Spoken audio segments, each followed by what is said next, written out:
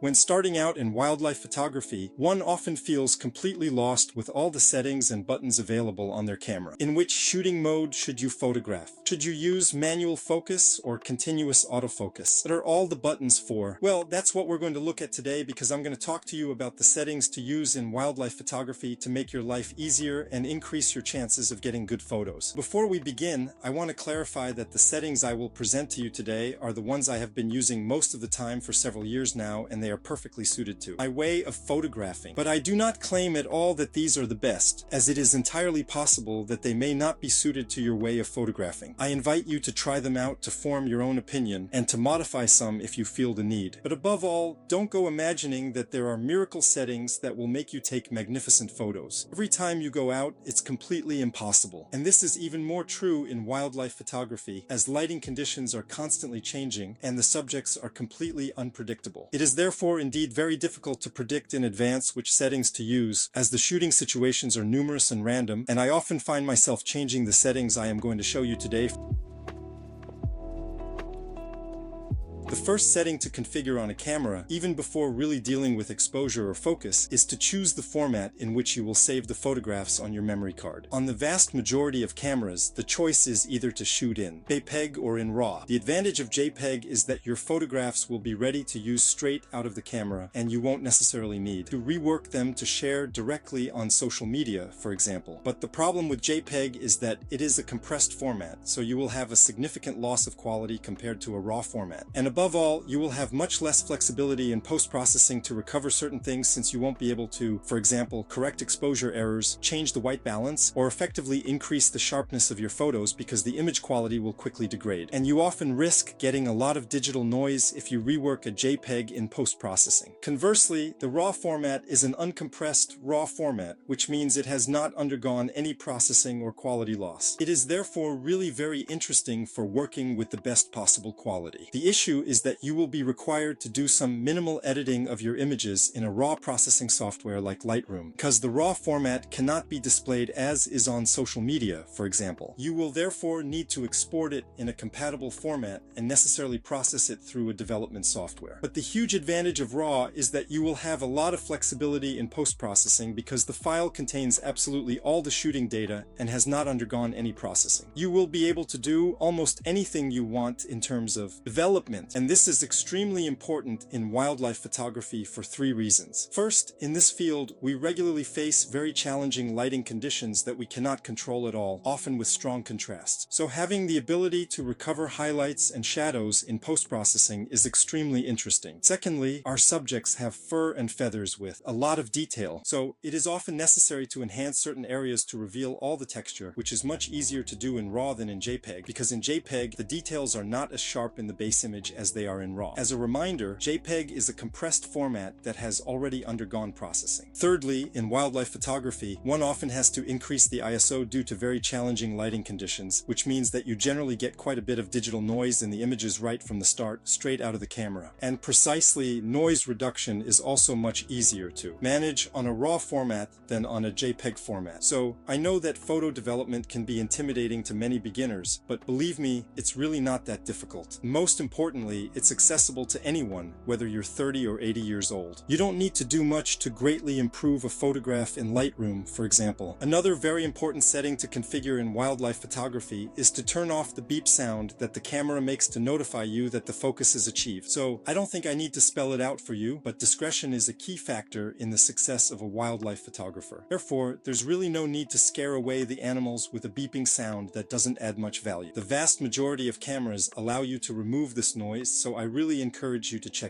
and especially your user manual to see where this option is located. And for the same reasons, it is also possible to reduce the noise of the camera shutter, which is mainly caused by the movement of the mirror in DSLRs, but also by the opening and closing of the shutter. This option is usually found in the custom settings or on a specific button on the body for high-end cameras. If you can't find it, once again, don't hesitate to consult your user manual. So let's be honest, on digital SLRs, I find that this option exposure is not necessarily very convincing, and the noise reduction is not necessarily exceptional. And even if it helps a little, I also recommend investing in a noise-reducing cover if you want to photograph animals that are very sensitive to noise, like foxes for example. On the other hand, on digital mirrorless cameras, this option is really very effective. This is also the advantage of choosing a digital mirrorless camera because it does not use a mirror system, and on some models, there is even the possibility of having absolutely no shutter noise, like on the Nikon Z6. And that really changes a lot in wildlife photography because we become completely silent. Be careful because on most cameras, activating silent mode can also result in reducing the number of photos taken per second in burst mode, which can sometimes be problematic for wildlife photography. I indeed recommend always activating burst mode for wildlife photography because the subjects are very mobile. It is important to be able to take several photos in succession to ensure you minimize motion blur caused by the subject's movement, as well as camera shake blur caused by your own movements and tremors. And the more you have a camera capable of taking many photos per second, the more chances you will obviously have of getting sharp images in the batch. It's mathematical. And as for me, I have lost count of the number of times when, out of a burst of 20 photos, only 1 or 2 were perfectly sharp, even with fairly static subjects. So my advice is to always shoot in burst mode for wildlife photography, and don't hesitate to take multiple shots, because there's nothing worse than coming home and realizing that all your photos are blurry. And with a bit of experience, it is even possible to easily control the pressure on the shutter button to take just one photograph at a time, thus being much more discreet if needed.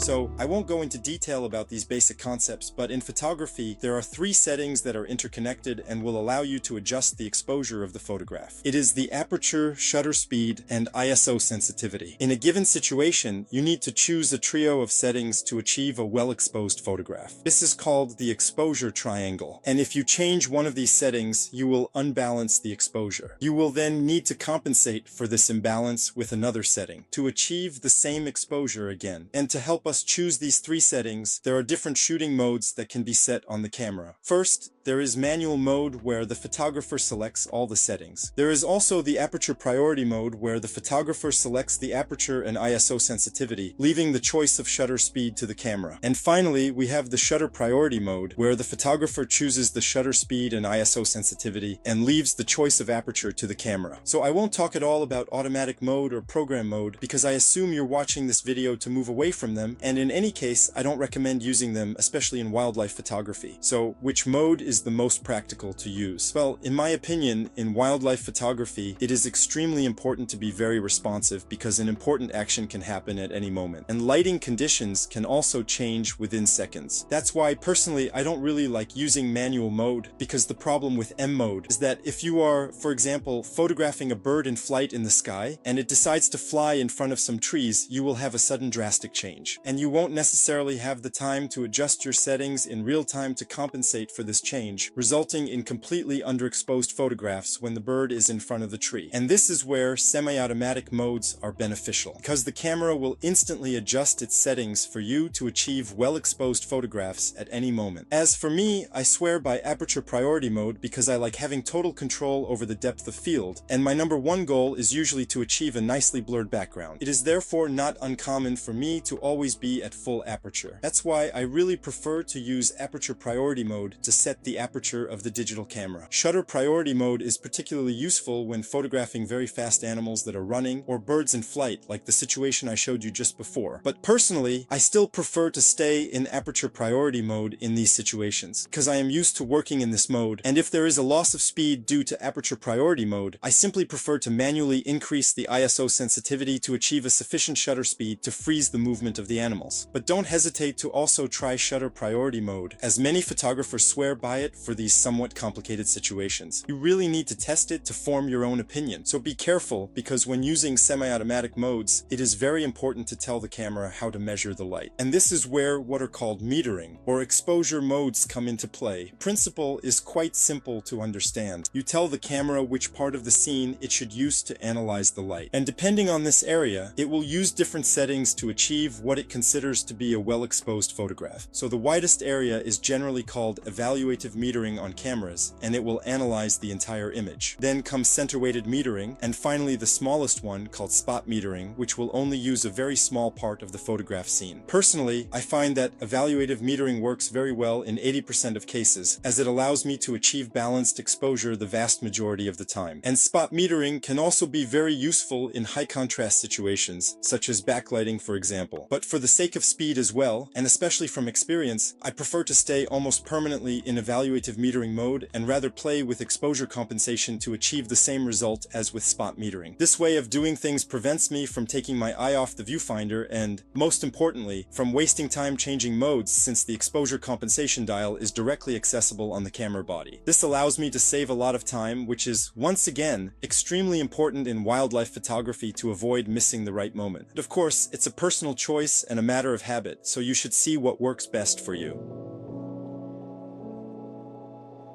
Regarding focus, there are several modes. First, there is manual focus, then single autofocus called AFS for Nikon, Pentax, and Sony, and one-shot for Canon. There is also continuous autofocus called AFC or AI servo for Canon. So, single autofocus allows you to focus once and then take the shot. And to take another photograph, you will need to refocus each time. It is therefore mainly to be used on stationary subjects, because if the subject moves, you will obviously have to refocus for each new position of the subject, which can become very tedious over time and especially not very precise in wildlife photography. That is why I advise you to always use continuous autofocus in wildlife photography, as animals are still moving, and the slightest movement of the subject can really make it completely fall out of the depth of field. And by using continuous focus, you can ensure that the focus is always in the right place, since the camera will track the subject's movement in real time. So there is a very interesting technique that allows you to shift the focus to a button separate from the shutter release, which brings a lot of advantages, but I will talk about it in detail in an upcoming video. And in certain specific situations where I have the time to fine-tune my focus, I also really like using the live view mode to zoom in the image and be able to manually focus with hyper precision, but it is especially in macro photography that I take the time to use this live view mode. But when I use autofocus, to ensure that I always focus exactly on the right spot and don't let the camera do whatever it wants, I very often swear by using a single focus point. So I have already covered the topic of focus points in another video where I explain in detail why I almost always use only one focus point. If you're interested, I'll put the link to that video just at the top right. You just need to click on the little I to access the video. Another interesting setting to use on telephoto lenses is what is called the focus range limiter. So be aware, it is not necessarily available on all lenses, but if you have it, it will allow you to indicate to your lens that it should only try to focus at certain distances. For example, on my Sigma 150 to 600 millimeters, I have 3 different ranges. One that goes from 2.8 to 10 meters, one that goes from 10 meters to infinity, and one that covers the entire range. As for me, I really like using the range from 10 meters to infinity when photographing animals that are moderately far from me, because it prevents my autofocus from struggling with elements that are in the foreground and therefore below, beyond 10 meters, and in addition, it makes the autofocus faster since it won't need to waste time covering the distance between 2.8 and 10 meters. So be very careful if you want to experiment with this setting, because you will need to thoroughly analyze each situation, and especially accurately estimate distances. If you forget to reset to the correct configuration, you won't be able to focus on the subject at all, and you risk missing out on beautiful photos. So when in doubt, use the range that covers everything if you are not comfortable with the focus limiter, and especially with estimating distances. Finally, optical stabilization is also a very interesting setting to use in wildlife photography, but unfortunately, it is not available on all lenses either. Its principle is as follows. It will allow, within certain limits, to compensate for the photographer's micromovements and thus reduce motion blur in your photos when shooting, handheld with slow shutter speeds. And I really emphasize the term slow speed because, for my part, I use optical stabilization only in low light situations when I really struggle to get a shutter speed fast enough to avoid motion blur in my photos. And in normal conditions where I can shoot with a high shutter speed, I prefer to completely disable it because the shutter speed will be more than sufficient to compensate for my movements. And at a certain point, optical stabilization can even become counterproductive since it requires additional computational resources from your lens and can therefore slow down the autofocus unnecessarily.